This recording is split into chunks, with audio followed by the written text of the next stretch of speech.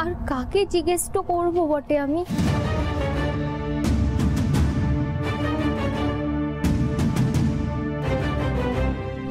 মরে গেলাম গো, খুব কষ্ট হচ্ছে, কি যে করি এখন? জল খাবে? মরে গেলাম গো, ও মা গো। কি হয়েছে বটে? কি বলবো দিদি, আমরা ভিক্ষা করে খাই, একদিন ভিক্ষা না করতে পারলে খাবার জুটবে না, তাই এই বউটারে ভরা পোড়াতে অবস্থা নিয়ে আজ বেরোতে হয়েছে। আর বাঁচি না গো, বাঁচাও বাঁচাও আমাকে। দেখুন না চম্পার হঠাৎ পেটে কিরম যন্ত্রণা হচ্ছে, এখন ওকে নিয়ে যে কি করি। সত্যি তো, দেখেই তো মনে হচ্ছে সে অনেক নষ্ট হয়ে গেছে। আচ্ছা এই অবস্থায় কি বেরোয় না? কি বলো তো দেখি।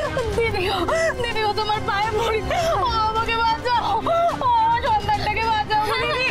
এরকম তো করলে আমি দেখছি কেন। ওই দোকানগুলোতে অনেকে বসে আছে, সে ওদেরকে গিয়ে বলি, ওরা ঠিক সাহায্যটা করতে পারবে। না না দিদি, কাউকে কিছু বলার দরকার নেই, এই শহরের মানুষ খুব নির্মম, ভিখারিদের কোনো সাহায্য করে না।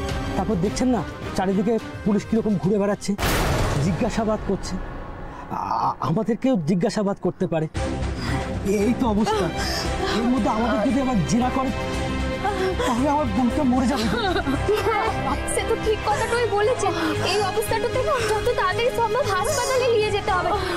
কি করি আমি? আচ্ছা দাঁড়াও না, সে ওখানে অনেক পুলিশ আছে, ওদের সঙ্গে কথাটা বলি। না দিদি, না তার দরকারটা নেই দিদি, আমাদের একটা রিক্সা ডেকে দিলেই হবে, হসপিটালটা তো কাছেই, আমরা চলে যেতে পারবো। বাবু রিক্সা? আচ্ছা দাঁড়ান একটু বসুন, আমি দেখছি।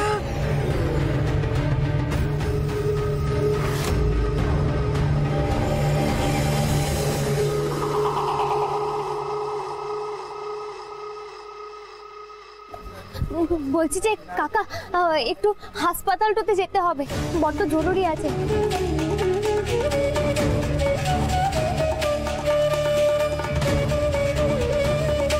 একটু চলুন কেন? ঠিক আছে চলুন।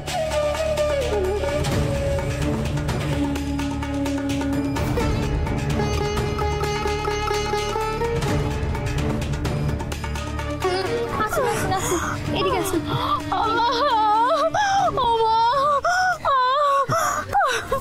উঠে পড়ুন উঠে পড়ুন। কিন্তু এখানে তো তিনজন, আমি বলি কি তোমরা দুজন যাও, আমি বরঞ্চ পেছন পেছন হাঁটতে হাঁটতে আসি। আমি যাবো? বলছি যে শুনুন না, আপনার বউকে আপনি নিয়ে একটু যান, ওনার পাশে পাশে থাকুন, ভালো লাগবে না।